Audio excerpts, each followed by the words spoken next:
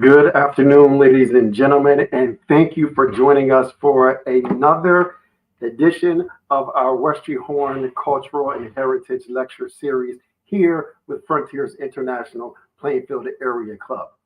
I am Safir Jenkins, your host and president of this auspicious chapter here of Frontiers International Plainfield, and I greet you in love. Thanks for joining today. We are going to have a rich conversation related to the civil rights movement in New Jersey with none other than Larry Hamm. Ladies and gentlemen, I have the distinct honor and privilege of speaking with Larry Hamm today, who will share with us some historical elements as it relates to the civil rights movement here in New Jersey and the interrelation between the history that has been built to date and some of the challenges we still face today.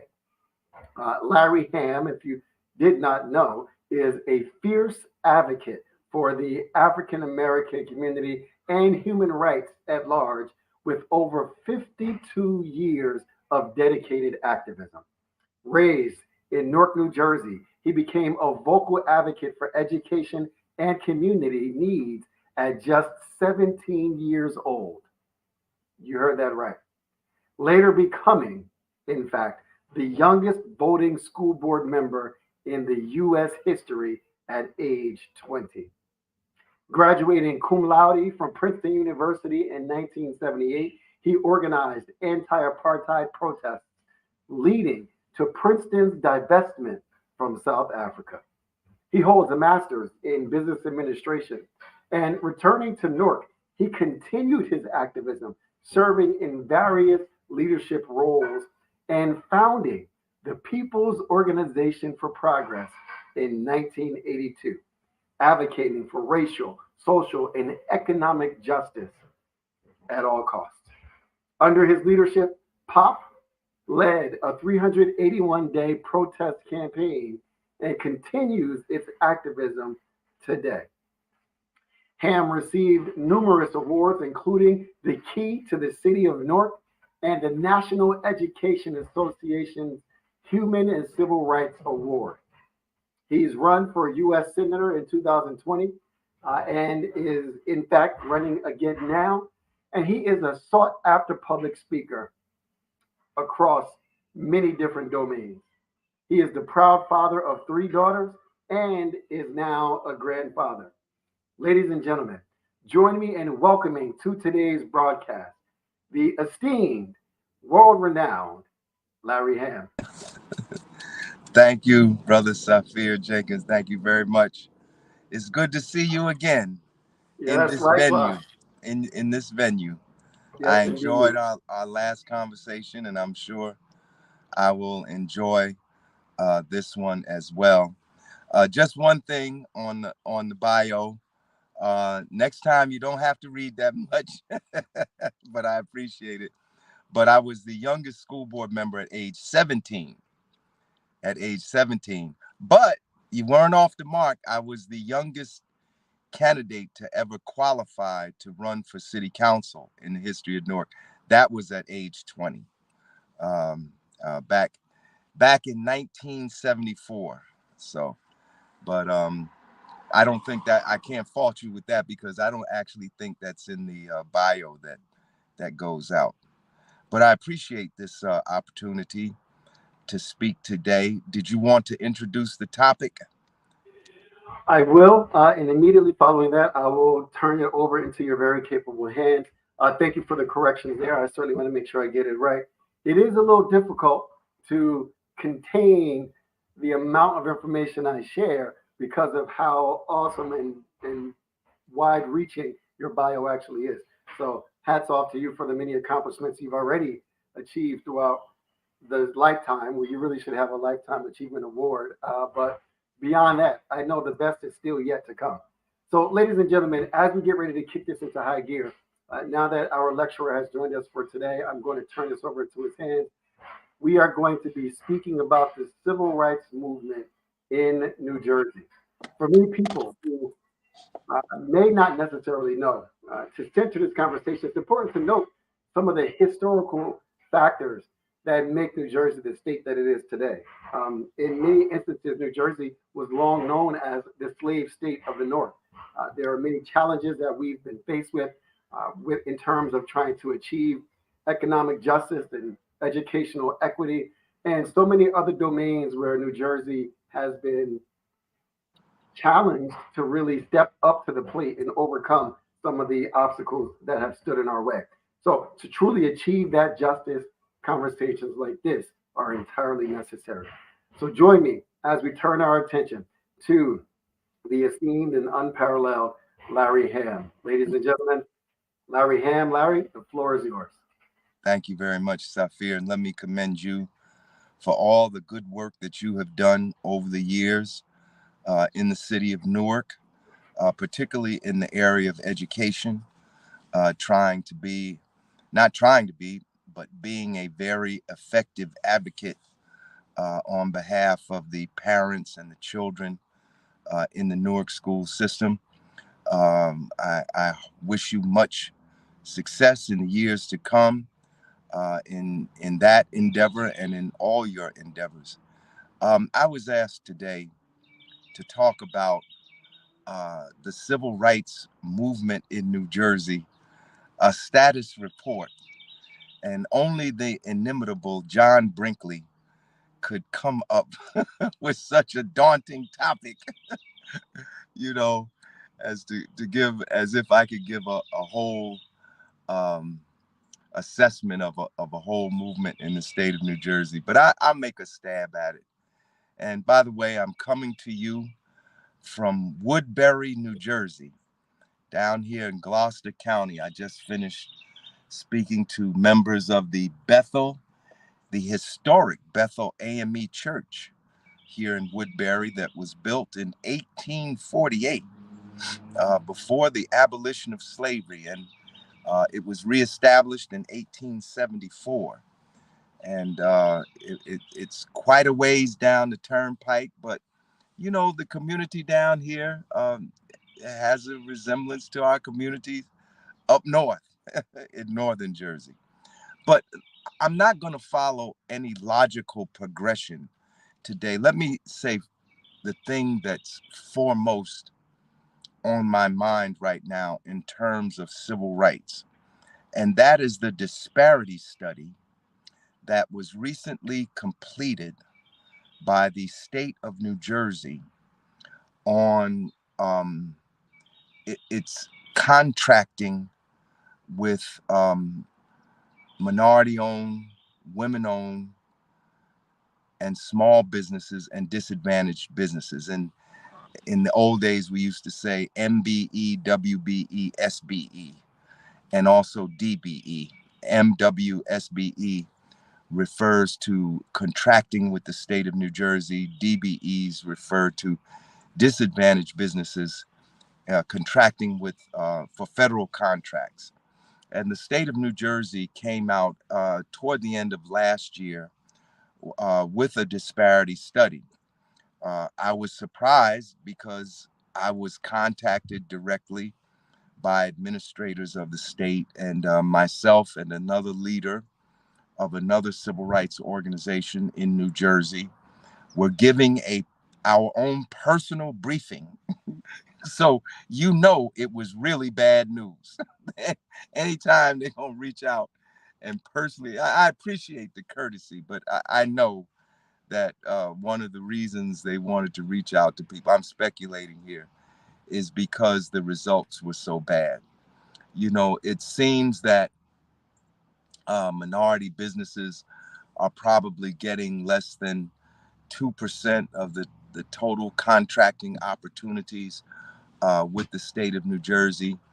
But sometimes you have to look behind the labels, and a lot of people would supplant. They would use interchangeably like black businesses and minority businesses.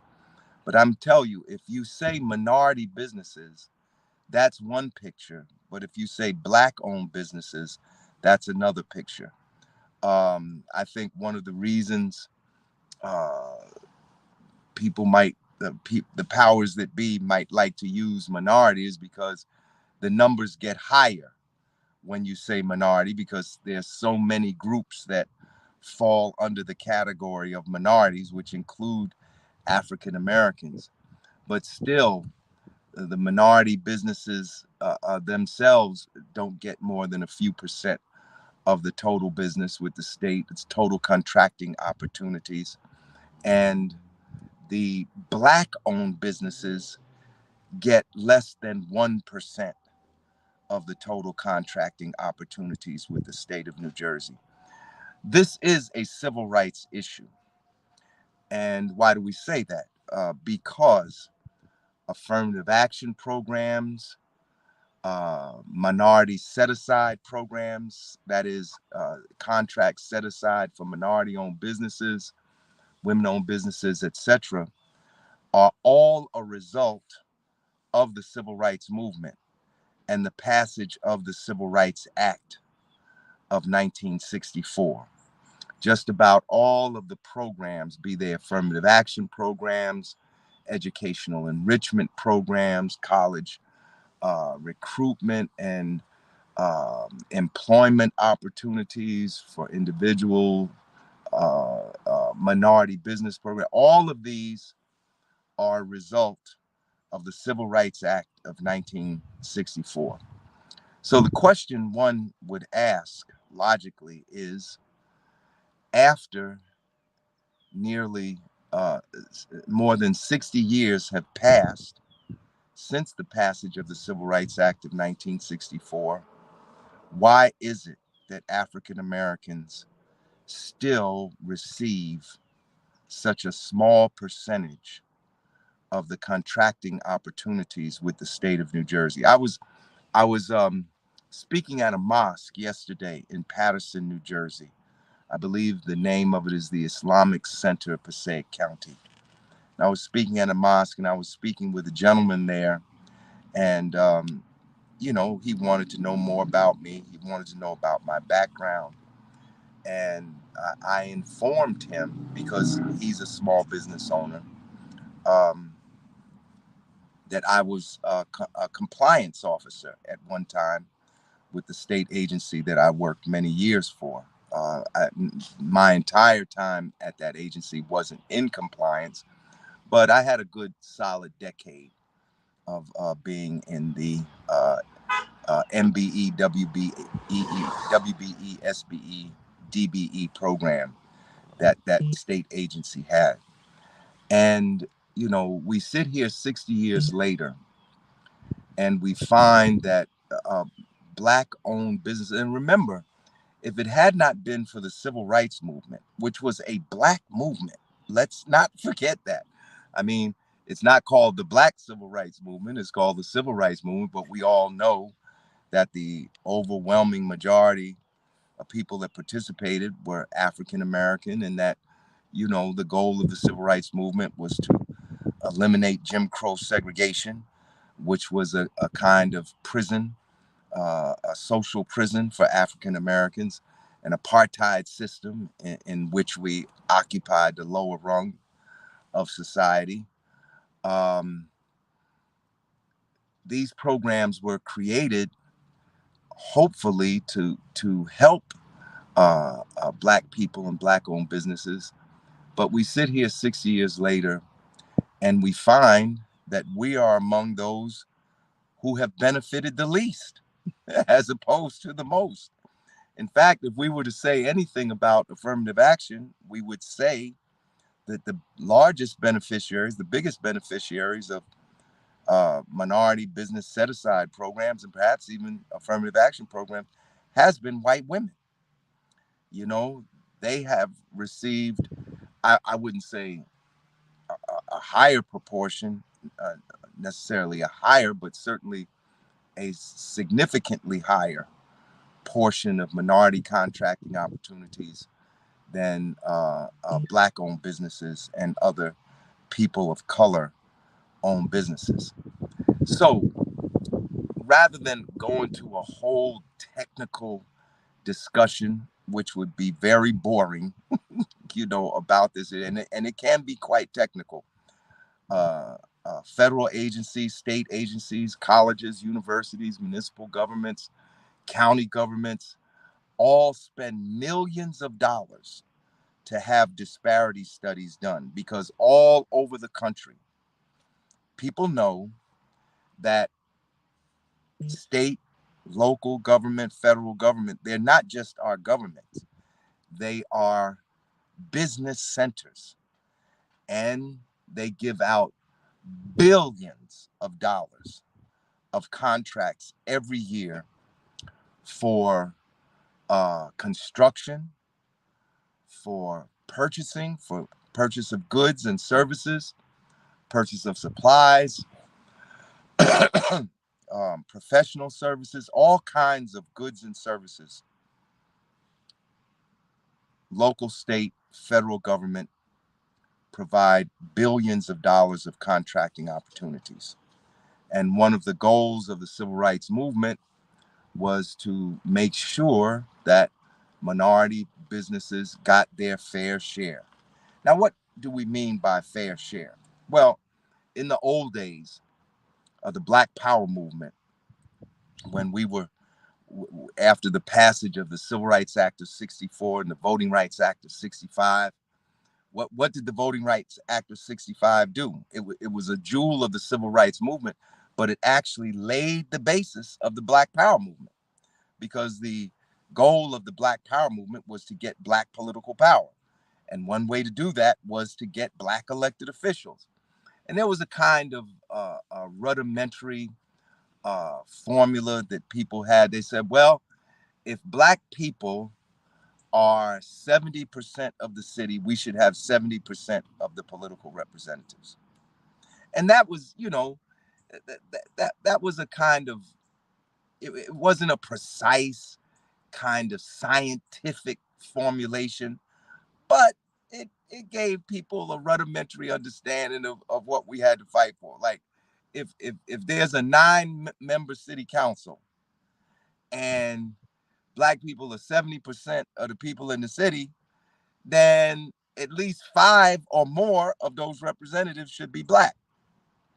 So this kind of thinking of um, a proportional share and proportional representation, proportional to the size of our population, it kind of permeated the thinking around many of these programs that were established. And so people said, well, if Black people are 14% of the population of the state of New Jersey, then we should receive at least 14% of the contracts. And that wouldn't be a lot, right? 14% is not the majority. 14%, you know, it ain't nowhere full bag. But you can make an argument that it would be fair that if we're 14% of the population, then we should get 14% of the contracting opportunities. Now, it won't work out exactly like that to the penny, to the number, but it's a guide. It's an aspirational goal to work toward. So we are here now, over 60 years since the passage of the Civil Rights Act, um, since the establishment of the first minority set aside programs, and we're 14% of the population in New Jersey, but we're not getting 14% of the contracting opportunities. We're getting less than 1% of the contracting opportunities. Now, there's a lot to be said about why that is, and what the challenges are and what the obstacles are. We could talk about that till the sun sets today, but we're not going to do that. Suffice it to say that less than 1% of the contracting opportunities is unacceptable. It's just unacceptable in a state that does billions of dollars of contracting with small businesses and large businesses every year. Billions of contracting opportunities. Uh, it's unacceptable. Less than 1% is unacceptable. And then when we break that down and we look at the types of businesses, well, they say, well, we might give you 14% of, let's say, of purchases, of small contracts, small purchases or something like that. Well, that's okay. But can't we have 14% of the investment business too? Do you know how much money is made from the investment of the state's pension funds? We have Black investment companies, but I don't think that any Black owned companies are getting any of those investment opportunities. Or if there is one is not enough. You know, the point is that we should get our fair share of contracting opportunities, and that should be in all categories of business. Don't ghettoize us. Don't just put us in one category of business. How do we make that happen?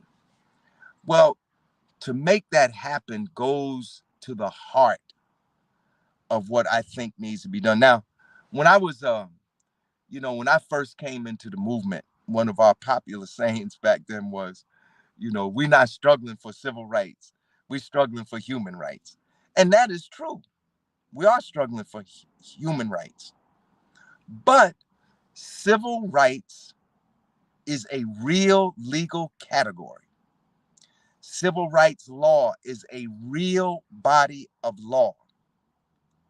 And those laws are supposed to fight against, eliminate racial discrimination and racial oppression and racial segregation. That was the original intent when the Civil Rights Act was first passed. But what has happened over the years, see, we think of the struggle like it's structured like a story in a book. You have an introduction, you have a prologue, you have the main body of the story, and then you might have a conclusion and an epilogue. But it ain't like that. The struggle never ends. You know, in fact, one might argue that once the Civil Rights Act was passed and the Voting Rights Act was passed, the struggle had just begun, because we learn over time that it's one thing to pass a law, it's a whole other kettle of fish to implement a law. You can have the best law in the world on the books, But if you don't have people committed to implementing that law, then you're not going to have the desired results. Just a real case in point, real quick, is the Amistad Act here in New Jersey. Everybody knows about the Amistad Act. I don't have to, explain it. It's the law that says Black history has to be taught in all New Jersey schools. Every school district, every one of the 600 public school districts is supposed to have an Amistad curriculum. If we were to do an audit today, we would probably find out of the 600 public school districts in the state of New Jersey, probably less than 20, if that many, have can actually produce the Amistad curriculum for their school district. And it's the same thing with civil rights law. It was passed with the best of intention. And a side note I might make is for some enterprising person, to go back and read some of the reportage, the news reporting from the period, and make a comparison in terms of what the original Civil Rights Bill of 1964 looked like and what the final version that was passed actually looked like.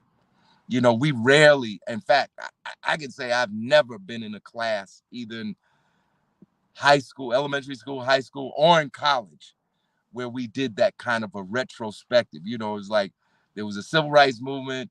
Dr. King gave I Have a Dream speech, and they passed the Civil Rights Act.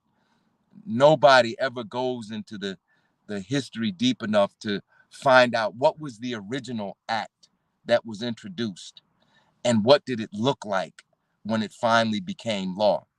And I would submit that it was probably much weaker than what people asked for, because that's usually always what happens when it comes to those laws that are going to benefit working and poor people, because we have people who represent us who will introduce the bill we want, but then you have all these lobbyists.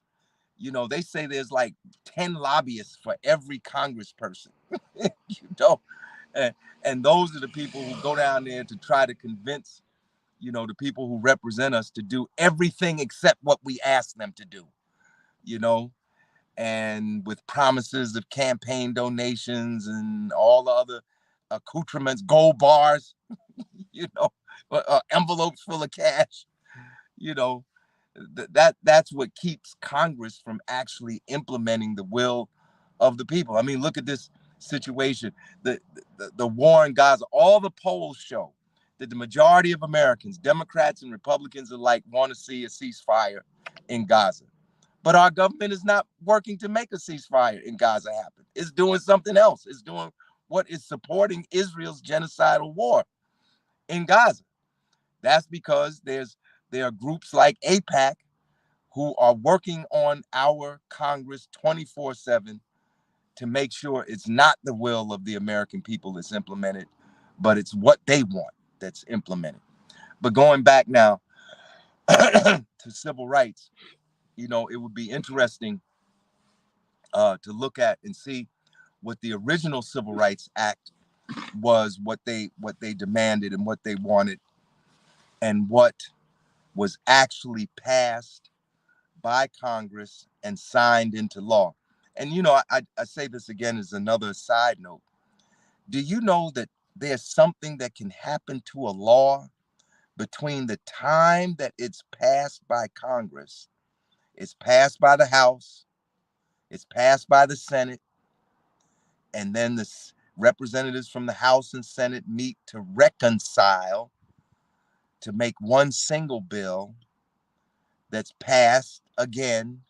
And before the president signs that bill, or before the governor signs that bill, he can ask for further amendments, you know?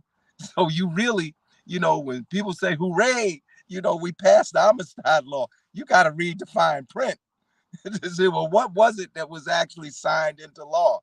You know, what was it? What was the version passed by the House? What was the version passed by the Senate? What was the version that was reconciled? What were the amendments that the president or the governor asked for before he signed the bill? and what's the final product?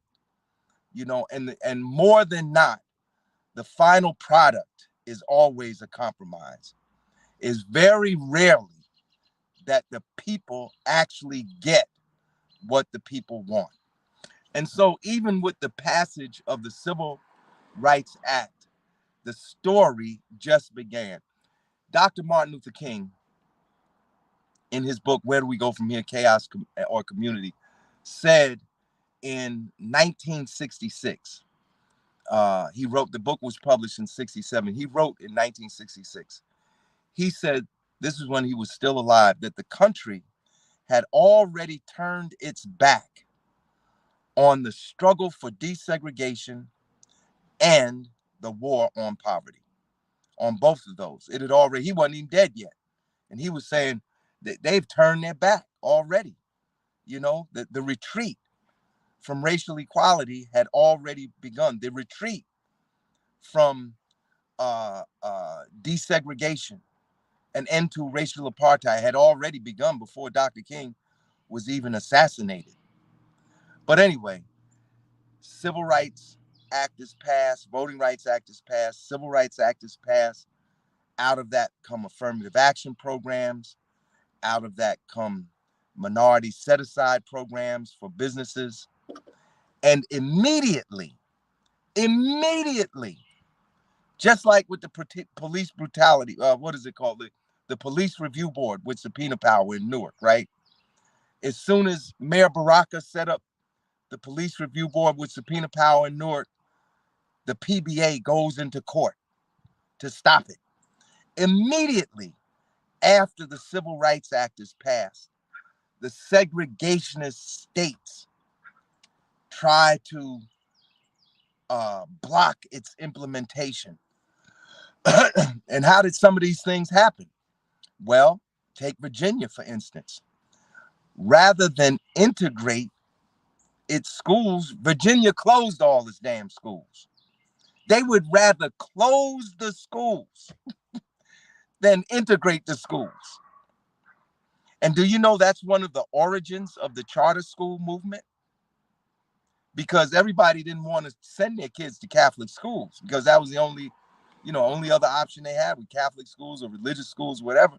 Some people still wanted to send their kids to secular schools. They just didn't want to send them to schools where black kids were going to be. So they set up private charter schools, which ended up being all white. That's really one of the roots, one of the origins of the charter school movement in this country today. So immediately after the passage of the Civil Rights Act, you get court challenges. And anyone who's had to bring, or if you get one of these civil rights lawyers to come on your show, he or she can talk about it. Anyone that brought, let's say, an employment discrimination lawsuit, let's say they brought it in 1968, 1969, the onus would be on the entity, the employer that's being sued, to prove that they were not discriminating against that person. But because of challenges to the civil rights laws that have happened, Supreme Court challenges and Supreme Court decisions since then, it's been reversed. Now the onus is on the plaintiff, the person bringing the civil rights complaint, to prove that they were discriminated against, which is harder than it was. So they have used, reactionary forces have used the courts to, in fact, reverse the intent of the civil rights laws and the programs that have come out of those. For instance, in the 1970s, there was the Bakke case, right? Where it was charged that affirmative action programs were racism in reverse, were discrimination in reverse. So as a result of the Bakke case, now it's harder to bring a employment discrimination lawsuit. Or you take in the area that we were talking about, business. there was the Richmond versus Croson case, Croson versus Richmond, Virginia. He was suing the state for even having a minority contracting program. The plaintiff in that case, Croson, who was a white construction company, was trying to stop affirmative action or minority set-asides for Black businesses. And he won that case. And what was the outcome? The outcome was that the Supreme Court said that you could have some set-aside programs, but these programs had to be, quote unquote, narrowly tailored to address particular instances of discrimination. They had to be narrowly tailored. And then in other cases, like you couldn't have affirmative action. You couldn't have quotas anymore. You could have goals, but you could not actually have quotas that had to be filled. And it's very interesting because, when people look at minority business history, they often cite Mayor Maynard Jackson of Atlanta. I hear a lot of business people say Maynard Jackson created millionaires when he had the Atlanta airport constructed or rehabbed or redeveloped, because they had an airport, but he bumped it up to the level it is today. And in the process, he gave out multi-million-dollar contracts to Black construction companies and Black suppliers and on and on and on. And quite a few people were able to make a lot of money, if not millions. So he's often cited, but remember, he got that done before these Supreme Court cases went into effect, and before these Supreme Court decisions like Richmond versus Croson went into effect. Once Richmond versus Croson went into effect, other mayors could not do what Maynard Jackson did, because you could no longer have quotas. You had to have goals, and the mayor didn't have all the discretion he had now. Is much more oversight, much more narrowly tailored. And so the end result of that is what? Fewer Black people get contracts. So I use this situation because this is one of the civil rights areas in New Jersey that people are talking about right now. They had a big meeting at NJIT where the state, I guess, made a presentation about the findings of the disparity report, and the place was packed. I was at the Black Economic Summit that the African American Chamber of Commerce of New Jersey held just a couple of days ago. I was there, and the report was being discussed there, and the bottom line is this: 1% or less than 1% of contracting opportunities is not satisfactory, and it has to change. But how do we change it? To change it, we're going to have to change laws at the federal level and laws at the state level, because these contracting programs are really governed by state and by federal and state law, and the outcomes that we have today are the outcomes that those particular laws have produced. We really need, and this is not to say we don't need a human rights revolution. I don't want anybody to leave this program talking about, oh, Larry Hamm didn't talk about human rights. No, we're for human rights. We need a human rights revolution. But civil rights is a real thing, and we need to talk about it. And we need to have a plan of action. Excuse me.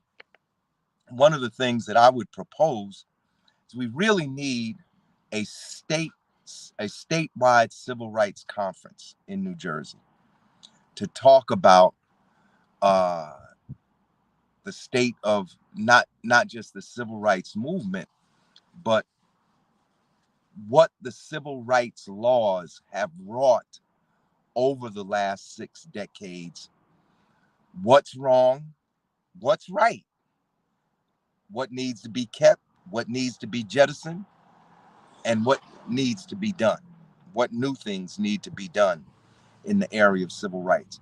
There's still a lot of discrimination in New Jersey. Let me tell you, I mean, the people on this program know. I'm not telling you anything you don't already know. In terms of, you know, initially what the Civil Rights Act was to address, which was racial segregation, New Jersey is one of the most racially segregated states in the union. In fact, I think New Jersey municipality, the state itself, the municipalities of New Jersey, I think New Jersey is the sixth most segregated state in the union of the 50 states, the sixth most segregated. And the school system, I believe, is the fifth most segregated in the country. So there are a lot of reasons for this. It has a lot to do with how the state is structured. I mean, why do you think a state as small as New Jersey has 600 school districts and 500 municipalities? A lot of that has to do with uh, parts of municipalities splitting off and forming their own towns because they didn't want the part of that population didn't want to live in an integrated town, in a town with other people of color, particularly with black people. So we have racial segregation in housing. We have racial segregation in our schools. Uh, One of the groups, well, there are a number of groups. I can't name them all, but certainly we know the NAACP. We know New Jersey Institute for Social Justice. We know Faith in New Jersey. Uh, there are many. Did I say the NAACP? Salvation and Social Justice. A number of groups have formed a coalition, and they are part of the lawsuit that's been ongoing lawsuit to challenge racial segregation in New Jersey public schools. That's an ongoing fight that people you know, need to be made aware of, and we need to be brought up to date. I know I was a part of some of the rallies when the lawsuit was launched, but I'm not aware of where it stands today. But this certainly is another area. Uh, as I said, racial discrimination in housing. I personally believe I was a victim of racial discrimination in housing. Several years ago, I was looking for an apartment. I contacted a real estate agent. This apartment technically was in Glen Ridge, but it was on Bloomfield Avenue. And the real estate agent, once she saw who I was, she refused to show me the apartment. She wouldn't even get out of her car, you know? So we still have housing discrimination. Another important civil rights case in the terms of housing was the Mount Laurel decision, uh, which was supposed to bring about integrated housing in New Jersey. But what happened? It was pushed back against Mount Laurel. And now we have a system where municipalities can trade off, you know, uh, whatever percentage of low income housing they were supposed to provide. They can give it to another municipality. And so, the racial segregation in housing remains in place. And, the school uh, segregation is related to the housing segregation and racial discrimination in employment. Do you know how many thousands of lawsuits are filed every year in this state against the state of New Jersey itself and state agencies of Black people who feel that one, they were denied jobs, or two, they were denied promotions, or three, that they were the victims of racially um, discriminatory behavior. All kinds of lawsuits are filed every year. So one of the things I think we need to have is a statewide conference on civil rights 60 years later, the strengths, the weaknesses, and what we have to do to move forward. Because it's clear to me, now other people may disagree, but it's clear to me that because of the pushback from the state Supreme Courts and from the United States Supreme Courts, because of the pushback over the years against the Civil Rights Act of 64 and the Voting Rights Act of 65, that these are no longer adequate, that we're going to need new civil rights laws and new voting rights laws. And I say laws, not acts. One of the problems is when we had the civil rights legislation, it became an act, which meant that it had to be renewed every so many years. And if it's a law, it doesn't have to go through that renewal process. The only thing would happen if anybody wanted to repeal it, they could repeal the law. But, you wouldn't have to every 10 years, every 12 years, every 15 years renew. So we need a civil rights law, a permanent civil rights law. And I think people believed as erroneously as Justice Roberts that in 25 years' time, 50 years' time, that the race problem would be corrected and that we wouldn't need these laws anymore. That's what the Roberts Court said, the U.S. Supreme Court, that we don't need these laws anymore, but we need them more than ever before because racial discrimination is alive and well in this state. Racial segregation in housing and in education, alive and well. Racial discrimination in employment, alive and well. And we must also talk about racial violence and bias, on the rise in the state of New Jersey. In fact, just 2 years ago or a year or so ago, the New Jersey Department of Homeland Security issued a report and said the biggest threat to public safety in the state of New Jersey was white supremacist terrorist groups. That's what the state of New Jersey Homeland Security said. Imagine what I should say, about this. So, black people still being harassed, police brutality. The police brutality has not gone away in New Jersey. In fact, last year, more people were killed by the police in the United States than in any year since they started keeping the numbers. I think it was close to something like 1,232 people were killed by the police last year. Now, that's not people shot. That's not people hurt. That's just the people that were killed. And the numbers were higher last year than ever before. Police brutality cases every week in the Star Ledger is either somebody was brutalized by the police or a cop is being charged in a police brutality related incident. So those are some of my thoughts on the civil rights movement in New Jersey. Some of the tasks ahead. The good news is we have a welter of organization, a plethora of organizations that are fighting for civil rights. Um, of course, the legacy organizations like the NAACP and the Urban League. But again, we have somewhat newcomers to the scene who are raising the kind of hell that needs to be raised. Ryan Haygood, New Jersey Institute for Social Justice, Reverend Boyer, Salvation and Social Justice, Charlene Walker with Faith in New Jersey. Um, you have Brother Zaid Muhammad in the NCAP, the Newark Communities for Accountable Policing, Cookie Rivera and the leadership in the Latino Action Network. We have many civil rights organizations in the state, not to mention the ACLU. The ACLU of New Jersey does a great job, and has been on the forefront of the fight for civil rights and civil liberties, like the right to protest, like freedom of speech. I mean, we used to partner with the ACLU in New Jersey, and we sued and won, to stop municipalities from requiring organizations that wanted to have protests to have $1 million worth of insurance. You have to have $1 million of insurance for one day.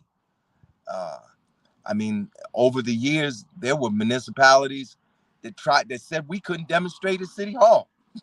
Like, how you gonna stop? That's not even private property. How you gonna stop people from having a protest at City Hall? So we partnered in the past with the ACLU and with Mary Weaver. She was the spearhead because the lawsuits were related to the case of her son who died as a result of action by the East Orange police. But both those lawsuits were successful. So I'll stop here and maybe people have questions. Firstly, allow me to thank you so very much, Mr. Hamm, for your dynamic and exhaustive status report on the state of civil rights movement here in New Jersey. I think there are a number of lessons that were crystallized during your segment. One being, of course, the fact that New Jersey, formerly known as the slave state of the North, remains today as one of the most segregated states in our union, both in terms of education and in terms of proximity where our communities are divided. With all of this in mind, there were a few questions that came in that I'd love to begin with. One was submitted by Valerie Dale, and I think it's a pointed question, certainly timely. Her question is, as a candidate for the upcoming U.S. Senate race, what would you do to enhance voter engagement, especially when we have critical topics like civil rights, Right. And certainly on the docket. Right. Well, one of the things I will do as a U.S. Senator is something that I've been fighting for, believe it or not, since 1988. See, people hear about things and they think these things are new things. But if you're around for a while, it's not as new as it may seem. But I have been fighting for same-day registration in New Jersey since the Jesse Jackson campaign of 1988. Now, how many years is that? 12 and 20. That's 36 years ago. 36 years ago.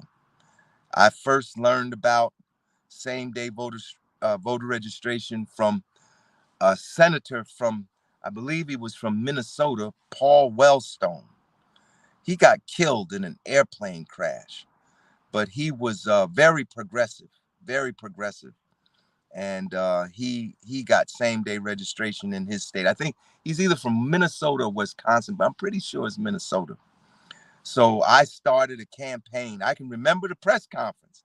Had a press conference with the mayors of some of the cities and everything. Everybody was there, to make same-day registration reality. Now there's a same-day registration bill in the state legislature, but it's stuck in committee. It needs to be brought to the floor. There's no reason why a person should not be able to register to vote at their polling place. There's no reason anymore. We got all this technology, laptop computers, but we got all this stuff. And we still gonna make people register 21 days in advance. All of that stuff is designed. People talk about apathy.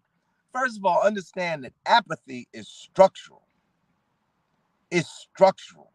There are things in place.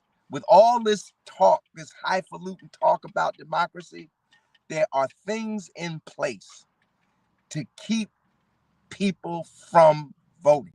Quite frankly, I think there are a whole lot of politicians who don't want to see a lot of new people get on the voting roll because they know once that happens, they goose is cooked. They're not going to be there much longer. Right now in the United States of America,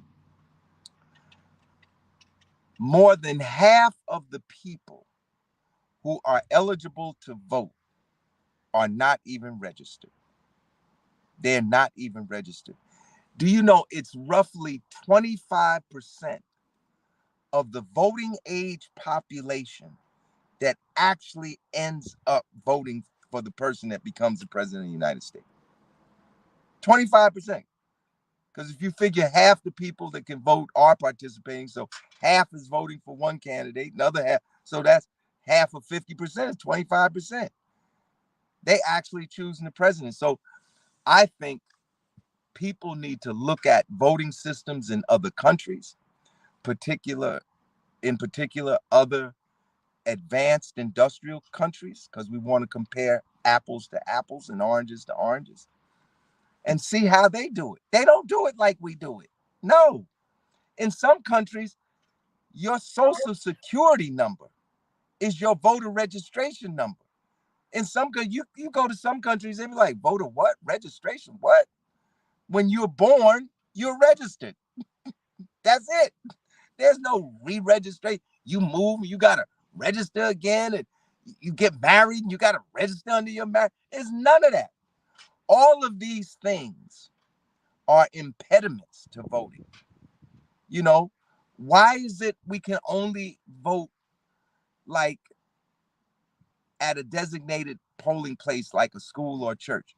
How come a poll can't be in our workplace? I mean, if you really wanted everybody to vote, wouldn't you have polling places at people's workplace? You know, I mean, during COVID, we had mail-in voting. Everybody got a ballot in the mail. You didn't have to go to a polling place. And people were able to see. This is what happens when you have crises. Crises show you how you can do things differently. Because then when there's a real crisis, you don't have to come to work. We don't want people to get COVID. You can work from home. Now people like, well, damn, I can work from home. and then when it's time to go back, people, wait a minute, why do I have to go back? I got a laptop. I did the work here. Why do I have to come into the building? I mean, crises show you how things can be done differently. So for more voter engagement, I will either propose or co-sponsor same-day registration and try to move this country toward universal registration. All these things, like for instance, what do we have in New Jersey? We have roll purging. This is a civil rights issue. How come, has anybody ever looked at the numbers? Like, how many registered voters are there in New Jersey? And does this number significantly change? I would submit to you that it doesn't significantly change. And why doesn't it significantly change? Because we have roll purging in New Jersey. It's like a bucket with a hole in the bottom. We going out here registering voters, we putting them in the bucket, but there's a hole in the bottom. So we're putting them in the bucket and they're coming out of the bottom. Why? Because when they send you a sample ballot, if that sample ballot is returned, your name is struck from the rolls. If you don't vote in a presidential, if you don't vote for 4 years in between presidential elections, you're struck from the rolls. A lot of people think they registered. They don't know that they're not registered. They've been purged. We have roll purging. And this keeps the voting rolls at they hover around the same, level. So that's some of the stuff. But I mean, very, very key points there. I mean, it highlights an underlying issue whereby engagement is all but blocked, really, because the level of engagement that we see, it's already, as you've indicated, impacted by apathy. Okay. But when you see that there are systems and structures and processes that are in place to keep engagement at bay. It Right. only highlights how critical and how important it really is to be actively engaged in the voting process. But Right. that said, it leads me to another question. Okay. You know, oftentimes the civil rights movement is taught as this historical period of time that ended in the 60s. In your view, right, and I think that we agree that that movement still continues today, both in New Right. Jersey and around the country. But what are some of the most pressing civil rights issues currently facing New Jersey residents? We've talked about the contract opportunities with the state for minority-owned businesses, but what are some of the other ones that you think are truly pressing for New Jersey's residents? Well, employment discrimination is a major issue in this state.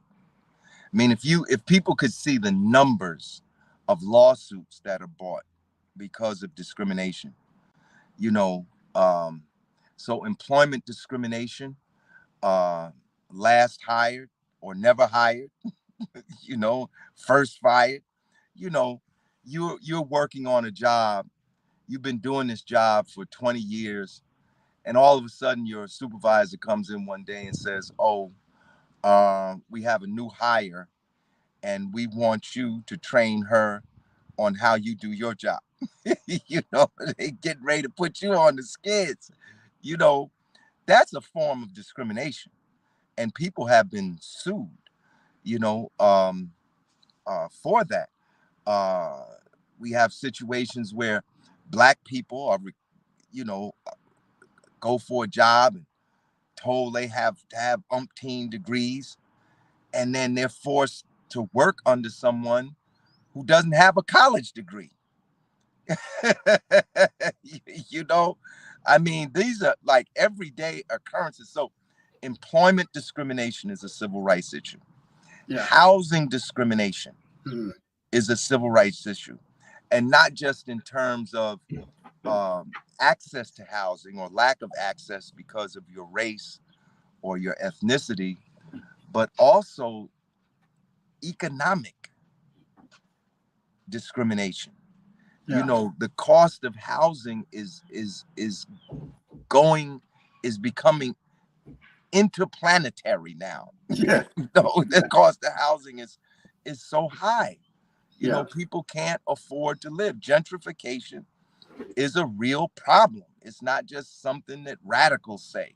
Right. It's you ask people about rent, and then you'll get an understanding about gentrification. So we have to find a way to build housing and make housing more affordable, because we know that housing discrimination and housing segregation impacts educational achievement.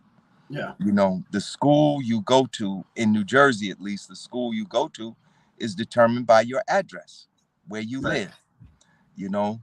So housing discrimination, employment discrimination, educational discrimination, also racism in healthcare is a Mhm. big issue. I hear more and more people, and we've seen these high profile cases like with Serena Williams when she went to have her baby, Yeah. and she was trying to tell these people she was in pain, and these people, you know, trained on racist stereotypes about black people, would not believe that she was in the pain she was in. Or what about that case during COVID? Remember, during COVID, there was a case of a black woman who was a doctor Yep. and was in the hospital. She was a doctor and was trying to tell these people she needed certain types of treatment. She predicted her own death. She said, "I'm going to die in this hospital." And that's exactly what happened because of racism in healthcare. Yeah. Um, so those are some of the major areas, civil rights, and also I can't leave this one out: police brutality. Mhm. But despite all the smoke uh, that happened during the George Floyd movement, you know, the movement for justice for George Floyd, there was very little fire, brother. Mhm. Very few of the bills that were proposed to deal with police brutality were actually passed. Like, for instance, the namesake legislation, the George Floyd Accountability and Policing Act, that wasn't passed. It didn't get passed, you know, and a number of bills introduced in the New Jersey state legislature. I mean, I could sit here all day and name police brutality cases in New Jersey. Yeah.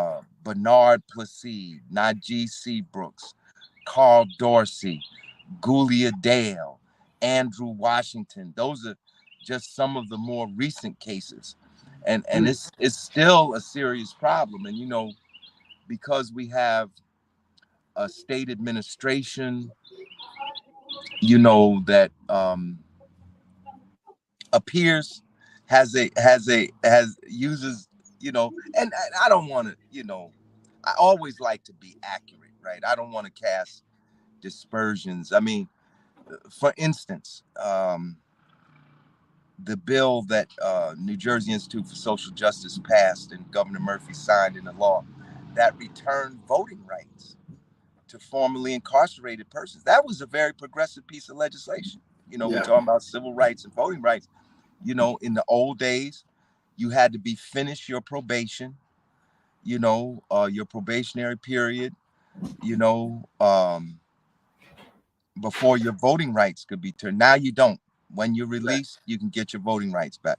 That's a very progressive piece of legislation. But I was trying to make the point is that we hear from politicians, we hear a lot of liberal, even sometimes progressive language, but you have to look past the language and actually look at what is being done, if anything, Mm.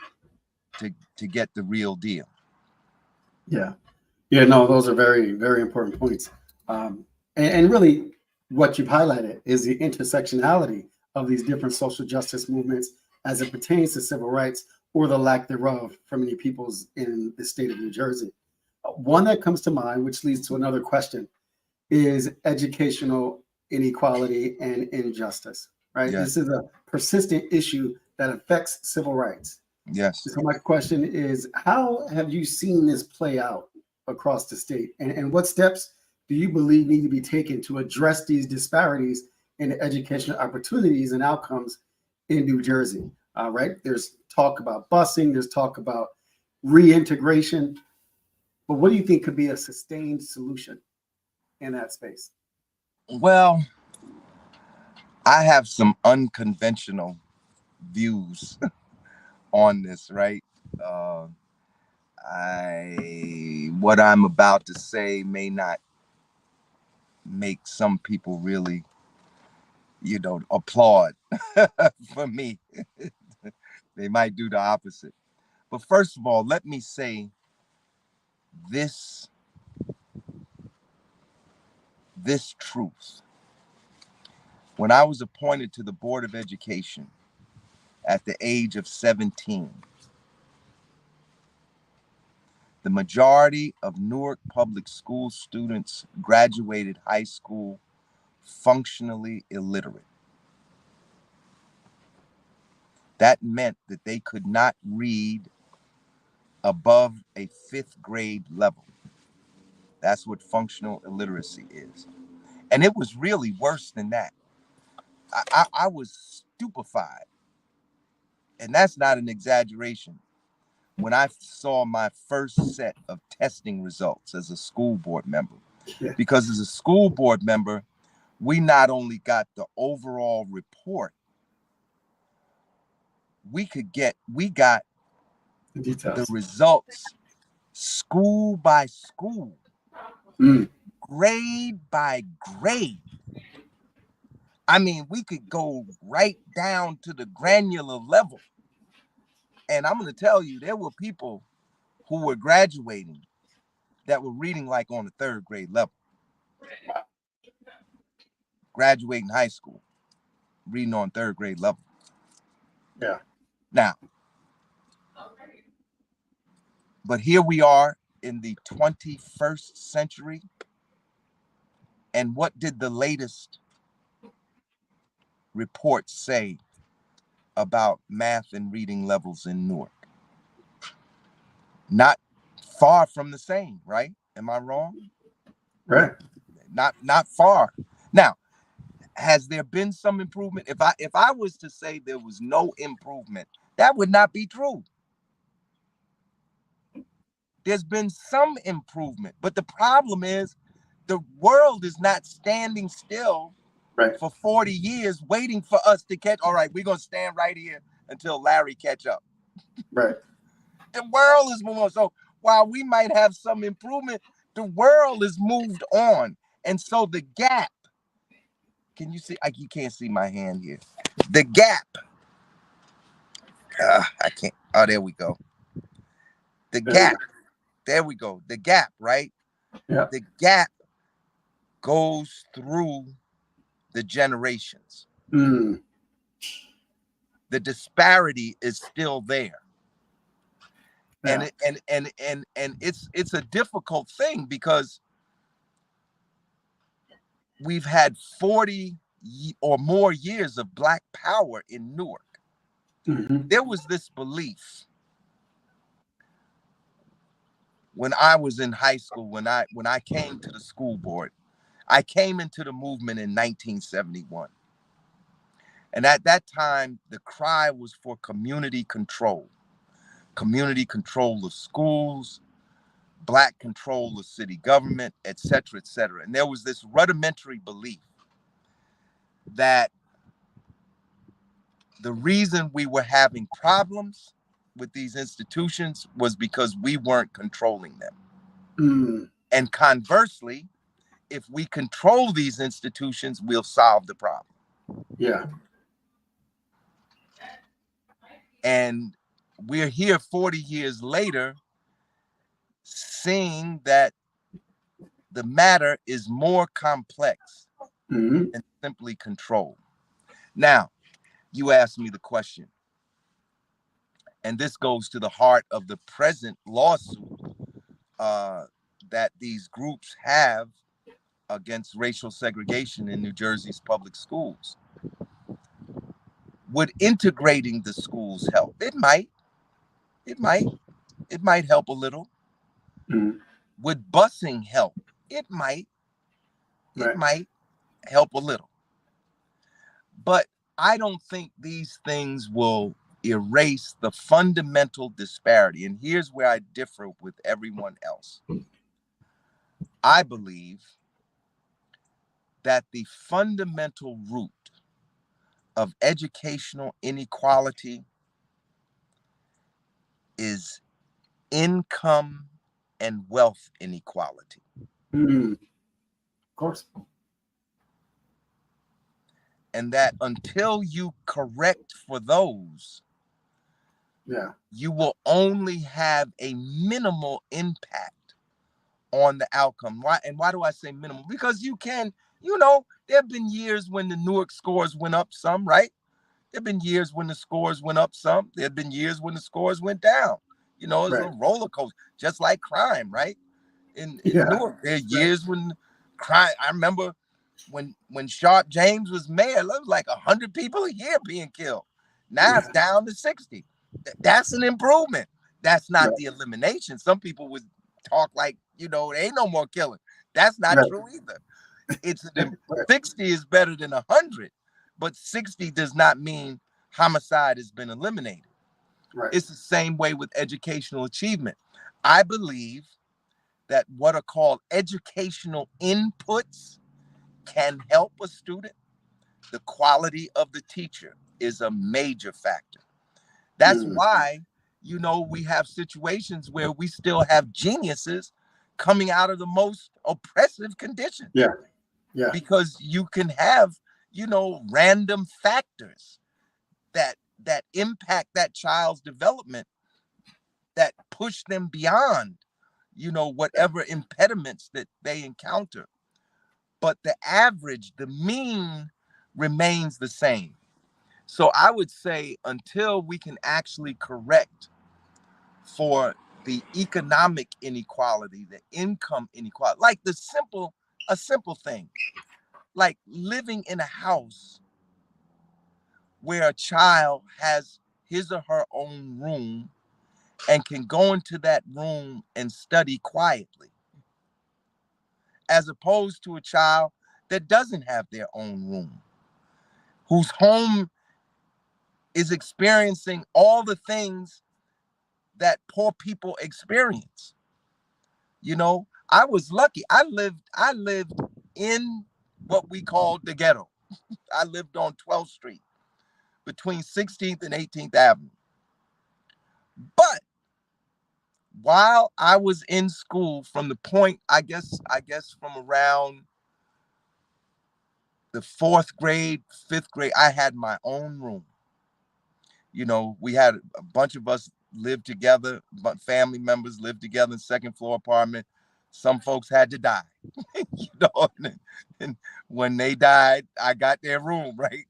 And having my own room made all the, to me, made all the difference in the world. I had a quiet place to go and study. You know, that's having that is an income, you know, consideration. You know, there are many income, many aspects to this.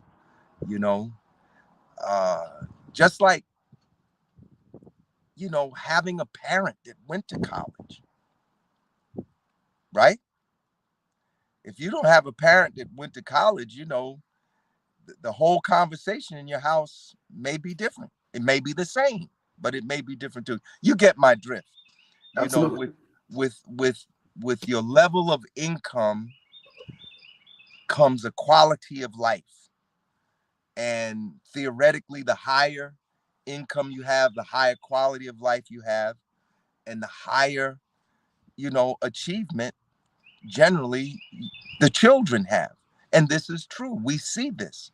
We can see the class differences in educational attainment just looking at particular schools, Oh, yeah. looking at schools in poor communities, in working class communities, in middle class communities, and in rich communities.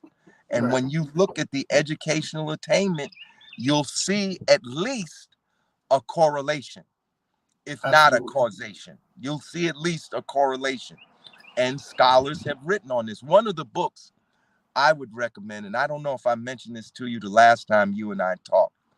I haven't done as much reading as I should have in my older years. But when I was a younger person, when I was in graduate school, I read a book entitled Schooling in Capitalist America Mm. by Samuel Bowles and Herbert Gintis. And it actually wasn't their book first. Bowles and Gintis had published an essay in one of the educational journals. The title of that essay was Education and the Reproduction of the Social Division of Labor. Mm. And I think the essay may have appeared in Monthly Review magazine. I think it appeared as an essay in Monthly Review magazine. And from that essay, they went on to write a book to elaborate on the theses that they laid out in that essay. But that's an essay. I would recommend everybody read that essay. Yeah. The exact title is Unequal Education and the Reproduction of the Social Division of Labor. Find that essay. Read that essay before you read the book. Okay. If you have time to read the book, Schooling in Capitalist America. But if you can't read that book, read that essay. It's an old essay. He wrote it in the 70s, but I believe the premise to be true to this day. Mm. Unequal education and the reproduction of the social division of labor. Well, I will certainly read both the essay and the book. I think that they will have a profound impact on not only my outlook, but hopefully on some of the initiatives we have underway as an organization. I do want to give you an opportunity as you prepare to close to give any final remarks to those watching online as you address them, let them know whatever action steps they might be able to take and challenges whereby you might give them a reason or motivation to get engaged and involved in the civil rights movement here in New Jersey and beyond in Right. whatever way that they can. We need a revival. We need a revival of the Black liberation movement or the Black liberation struggle, whichever way you describe it. We need a revival. We need a 21st century revival because Black people today are being faced with an existential crisis. Literally, everything that was won during the contemporary civil rights era, we count from, and we're coming up on the anniversary of Brown versus Board of Education, Topeka, Kansas. I believe that decision was rendered on May 17th, 1954. And one of the things, brother Safir Jenkins, one of the things we might need to do is have some type of forum or symposium on May 17th about, Brown, or if not Brown in particular, a symposium or a webinar or some gathering, some forum of some type to discuss, the problems and challenges of the civil rights era, 1954 through 2024, and where we need to go. Quite frankly, I think we need a revival of the Black liberation movement. I noticed I didn't say we need to rebuild because I think it's still in existence. We just need more intensity.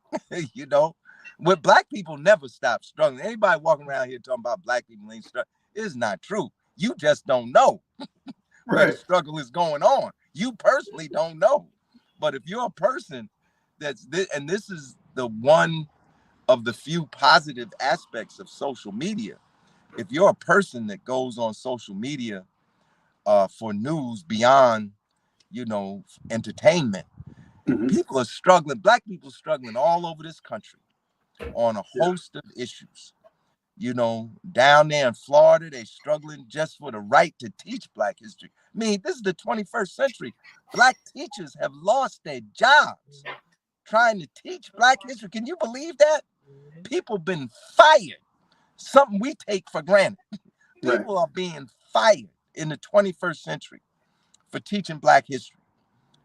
For trying to do right by Black children. They being fired. And if they permit the teaching of Black history, they're trying to rewrite the narrative so that it benefits white supremacy. Like, how dare you try to postulate that somehow slavery was beneficial for Black people? We learned some skill. This is being said in the 21st century. This is being said in 2024. And we're faced with an existential crisis. Black people. Now, you know me, I worked in the Rainbow Coalition and the People's Coalition, the People's Movement. I work with everybody that wants to fight oppression. But today, right now, I'm talking to Black people. We need a greater level of unity and action. We need a more intense level of unity and action in our community, and Black people must become more assertive. Oh, yeah.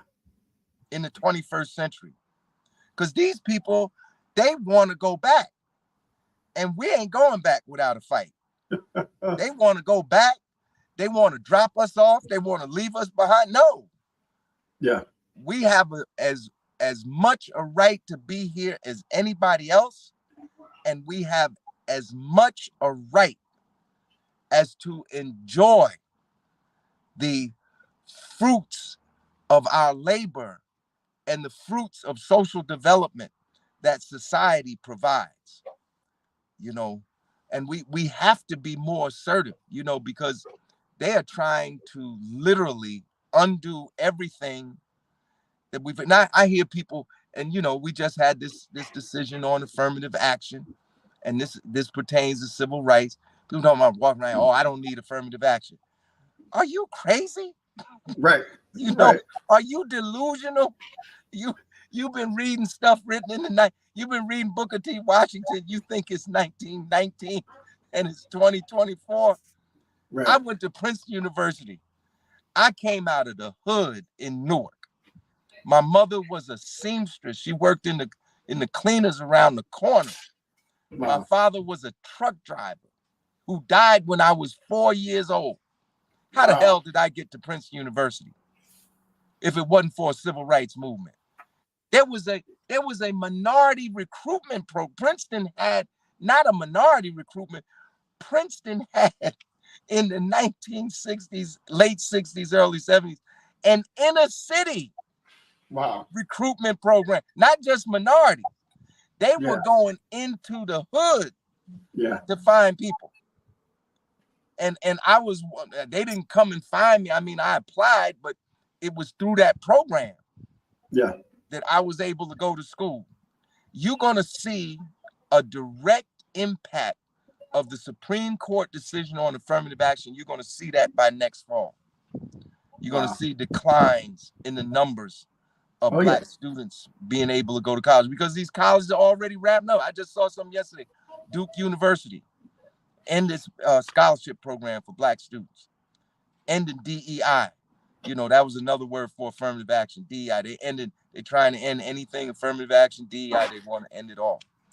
And that is essentially going to close us out from our share of the economy. You know, this is not to say that Black people can't build their own businesses, Right. can't build their own schools, can't build their own. I'm not saying that. We can and we have the capacity.